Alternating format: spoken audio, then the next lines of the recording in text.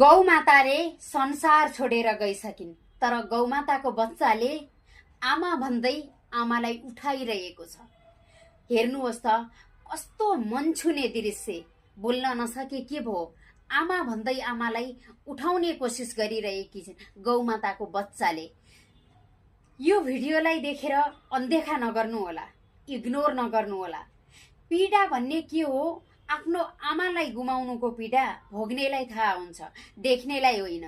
चाहे गौमाताको बच्चाले होस्, चाहे मान्छेको बच्चाले होस्, आफ्नो आमा गुमाउँदाको पीडा त गौमाताको बच्चालाई पनि हुन्छ अनि मान्छेको बच्चालाई पनि हुन्छ, हैन र? मान्छेको बच्चालाई जस्तै पीडा गौमाताको बच्चालाई पनि हुन्छ। आमा भनेको त आमा हो नि, हैन र? जन्म दिने आमा गुमाउँदाको पीडा कसलाई हुन्न, चाहे त्यो पशु होस् या मान्छे। हेर्नुहोस् त मनै रुवाउने, आँखाबाट आँसुै झर्ने दृश्य। यस्तो